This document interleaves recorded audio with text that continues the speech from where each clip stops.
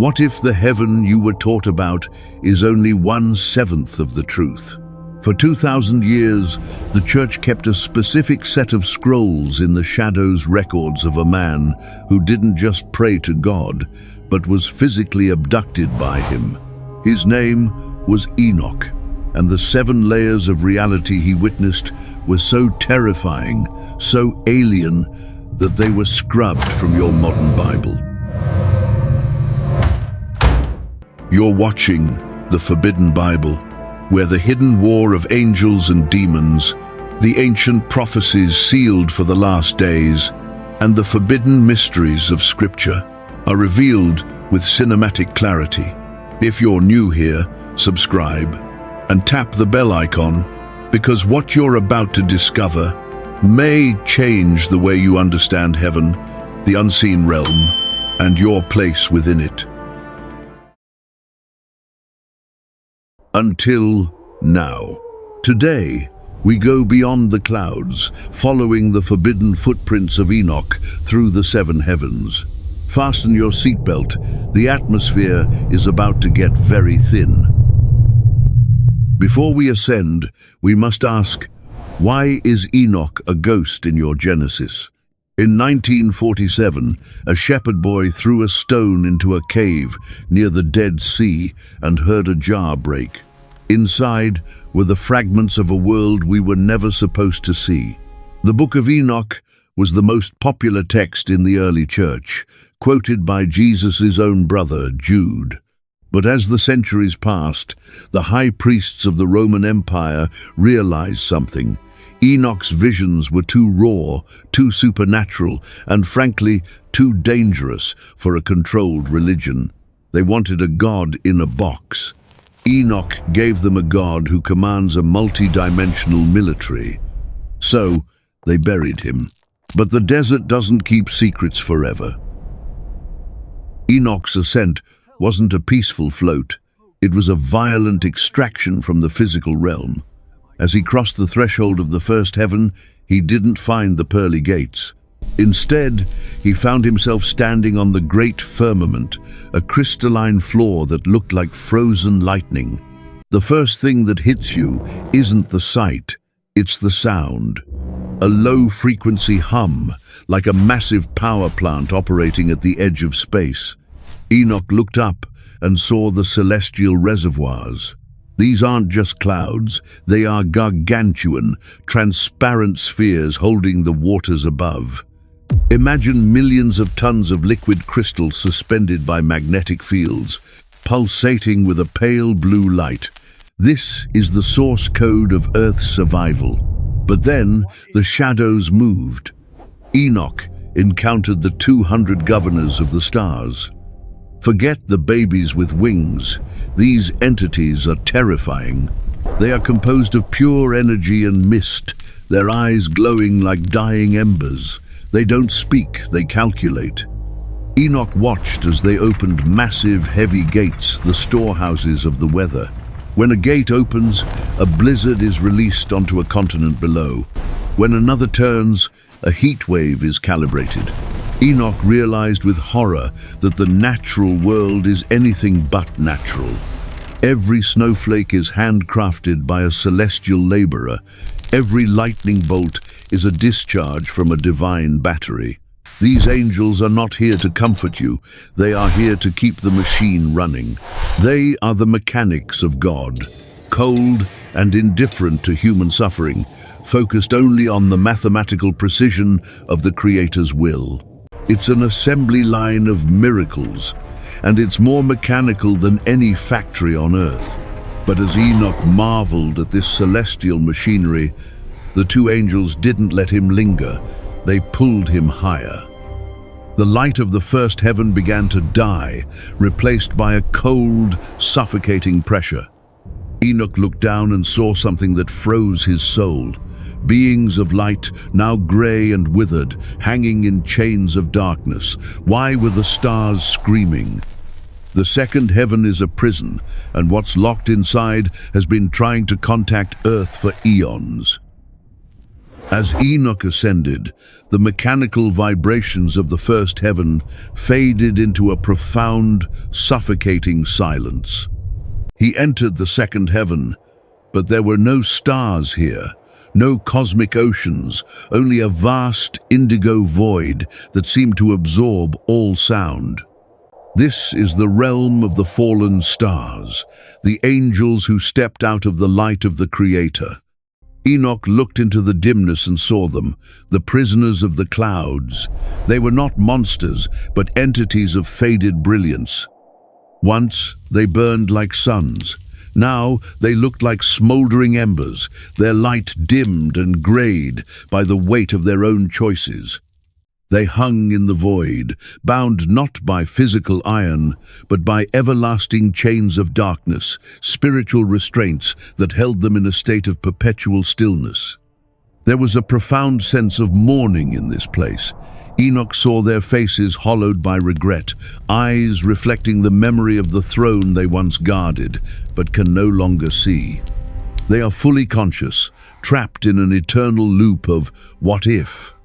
The most striking moment occurred when these former princes of heaven noticed Enoch. They didn't roar. They whispered, a sound like wind through dry reeds. They pleaded with Enoch to intercede for them, asking a man of dust to speak to the Eternal on their behalf. In this moment, Enoch realized the terrifying gravity of divine exile. These beings, who once commanded the laws of the universe, were now powerless, waiting for the great day of judgment. It wasn't a place of torture, but a place of total absence, the absence of the presence that gives life to all things. The ascent continued. As Enoch crossed the border into the third heaven, the indigo gloom of the prison was incinerated by a light that had no shadow. He found himself standing in a place where the very ground felt like a living pulse. This is paradise. At the center, Enoch stood before the tree of life. This was no metaphor. He described a massive structure of gold and crimson light, its branches spanning the entire horizon. From its roots, 4 massive conduits opened, pouring out literal rivers of honey, milk, wine, and oil. The fragrance wasn't just a smell, it was a physical weight that nourished his body instantly. Thousands of angels, clad in robes of woven light, tended to this garden, their voices creating a vibration that kept the plants in a state of eternal bloom. Everything in this southern part of the third heaven is a physical manifestation of the Creator's generosity. This is the exact location Jesus spoke of while hanging on the cross. In the middle of his agony, between 2 criminals, he turned to the one who showed faith and made a staggering promise. Truly I tell you, today you will be with me in paradise. This sanctuary of incorruptible joy is the destination of that promise, the immediate reality for the soul the moment the body stops breathing. But the angels didn't let him stay in the warmth. They marched him toward the north. Suddenly, the golden soil ended. A line was drawn in the atmosphere. On one side, the heat of paradise. On the other, a wall of supernatural frost. Enoch looked into the northern abyss. He saw a land of jagged black mountains and rivers of ice that didn't just freeze, they burned. There were no fire-breathing demons. Instead, Enoch saw people. He saw those who had built their lives on the suffering of others, now standing in an environment that reflected their own coldness. They weren't being tortured by external flames. They were trapped in the absolute absence of the light he had just seen. The air here was thin, suffocating, and filled with a silence that screamed. Enoch looked back and forth. The distance between the garden and the abyss was less than a foot. Only a great chasm, a literal tear in the fabric of the dimension, separated them. He realized with a jolt of terror, heaven and hell are not separate planets. They are the same realm, divided by a boundary as thin as a razor, yet as impassable as the edge of the universe. Enoch was swept upward once more, and as he breached the fourth heaven, the environment became a blinding furnace of gold and silver. This is the realm of celestial luminaries. Here, Enoch didn't see planets as dead rocks floating in a vacuum. He saw them as massive, sentient engines of light. At the center of this realm, he witnessed the chariot of the Sunday. This wasn't a metaphor for a star. Enoch saw a gargantuan vessel of fire, so vast it dwarfed any city on earth. It was pulled by 40 angels, warriors of light, who managed the solar flares like rains. Every day, the sun passes through 6 massive gates in the east and sets through 6 in the west, a perfect mathematical cycle that dictates the life and seasons of humanity. Then he saw the chariot of the moon. It was smaller, composed of a soft, pale light that felt like cool silk. It too was escorted by angels, its phases managed with a precision that makes modern atomic clocks look like toys. But the twist here is the sound. Space is not silent in the fourth heaven. Enoch describes a continuous, roaring symphony of worship.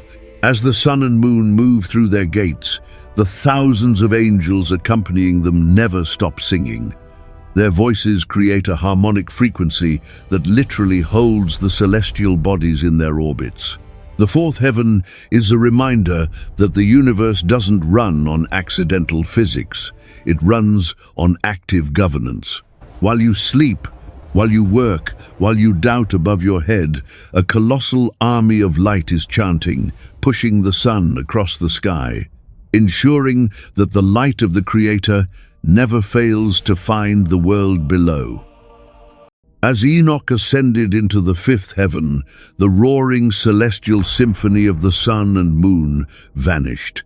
He was plunged into a silence so thick it felt like standing in an empty cathedral at the end of time. This is the realm of the Grigori, also known as the Watchers. Enoch looked up and froze.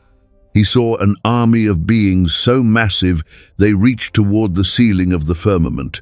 Their appearance was humanoid but terrifying. Their faces were etched with a sorrow that no human heart could survive. These were the elite guard of the Creator, beings of immense power assigned to watch over the earth. But their ranks were broken. Enoch learned the dark history of this realm. A large portion of these watchers, led by Semyaza, had abandoned this heaven. They had descended to earth, corrupted the human race, and unleashed the Nephilim. Now, the ones who remained the faithful watchers stood in this desolate heaven in total, crushing silence. They weren't singing, they weren't moving. They were mourning their fallen brothers, who were now chained in the second heaven. The twist here is the weight of betrayal. Enoch saw that even in the presence of the divine, there is a capacity for grief when the sacred is profaned. The silence of the fifth heaven is a funeral that has lasted for millennia. Enoch, a man of flesh, stood among these silent titans and felt the catastrophic cost of spiritual desertion. The fifth heaven is a monument to the fact that your choices don't just affect you. They leave a hole in the fabric of the cosmos that even the angels cannot fill. The angels pulled Enoch higher, and as he breached the sixth heaven, the atmosphere changed from the crushing silence of the giants to a terrifying, high-speed vibration. This is the realm of the scribes. Here, Enoch didn't see warriors or prisoners. He saw the scholars of the cosmos. Imagine a dimension that functions like a living, breathing supercomputer. Enoch saw 7 groups of angels, beings of immense intelligence and blinding light, who oversee the entire structural integrity of reality. They aren't just watching, they are recording. They track the orbits of the stars, the movement of every atom, and the changing of the seasons. But their most intense focus is on something much smaller. You. Enoch witnessed the celestial bureaucracy. He saw the recording angels who maintain the scrolls of every human soul. This is not a metaphor for memory. It is a literal, real-time documentation of your existence. Every act of kindness done in the shadows, every sacrifice no one else saw, and every word whispered in the dark of 3:00 a.m. It is all being transcribed here into the eternal archives. The twist that will make you look over your shoulder is the level of detail. In the sixth heaven, there are no secrets. These angels see the intent behind your actions. They record the prayers you were too afraid to say out loud.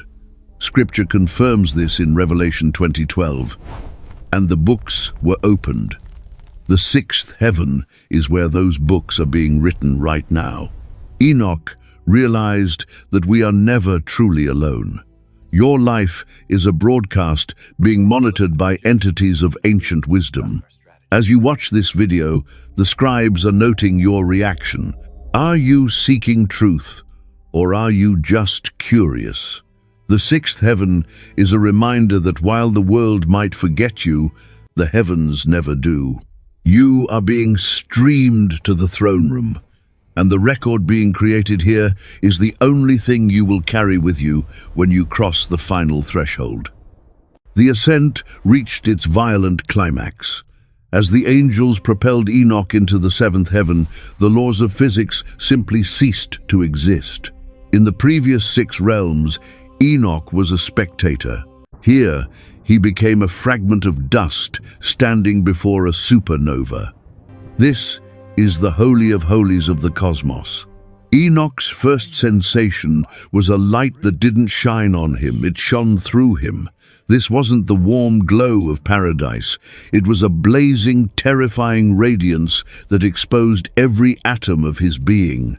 He saw the hosts of the Lord, the seraphim, the cherubim, and the ophanim. These are the highest order of beings. Forget the human-like figures of the lower heavens. These entities are wheels within wheels, covered in thousands of unblinking eyes, their wings composed of living flame. They don't just worship, they are the worship. Their voices, shouting "Holy, holy, holy," didn't sound like singing.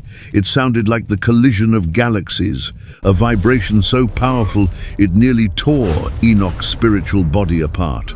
Then, the angels who escorted him stopped. They could go no further. Enoch stood alone at the threshold of the great white throne. He looked up and saw the Ancient of Days. He didn't see a face, for no mortal can look upon the face and live. Instead, he saw a manifestation of absolute sovereignty. The throne was made of crystal ice and flaming fire, with wheels of burning gold that moved in every direction at once. Beneath the throne, a river of fire flowed out, consuming everything that was not eternal. This is the God in a box. The church tried to hide a God of such immense power that his presence alone dictates the existence of every star in the universe. The twist of the seventh heaven is what happened to Enoch. As he collapsed in terror, expecting to be incinerated by the holiness of the place, he wasn't destroyed. Instead, the Creator spoke. Not with a human voice, but with a frequency that rewrote Enoch's DNA. In that moment, Enoch was transformed. He was no longer a man of dust. He was clothed in the light of the Lord. He was appointed as the scribe of justice, the bridge between the forbidden heavens and the world below. The seventh heaven is the ultimate reminder. The throne is not vacant. The Ancient of Days is not distracted. He is the beginning and the end, the one who took a simple man from the earth and showed him that reality is far bigger, far more terrifying, and far more beautiful than any religion ever dared to teach. Enoch didn't just see the future, he saw the architecture of our current reality. As you stand in 2026, surrounded by digital noise and a world that feels increasingly hollow, remember the seven heavens. The church might have archived these scrolls, but they couldn't bury the truth. The same mechanical engines of the first heaven are still governing your atmosphere. The same scribes of the sixth heaven are still documenting your choices. The Ancient of Days hasn't moved from the seventh heaven. We live in a culture that treats the spiritual world as a fairy tale, but Enoch's journey proves that we are living inside a vast, multi-dimensional operation. You are not a random biological accident. You are a monitored citizen of a cosmic kingdom.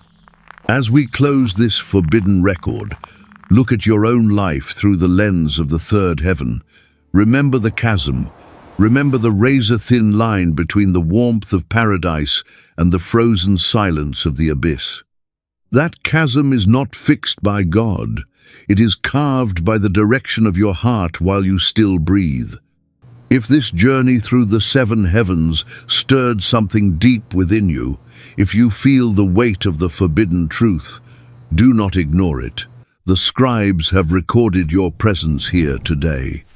This isn't just a video, it's a digital intersection between your soul and the ancient mysteries. Subscribe to the Forbidden Bible if you are ready to stop scratching the surface and start decoding the reality they tried to hide. Leave a comment below. I am ready for the truth. Every engagement helps this light reach another soul lost in the grey. Enoch walked with God, and then he was no more. Today, the walk continues with you. Watch your step. The heavens are closer than you think.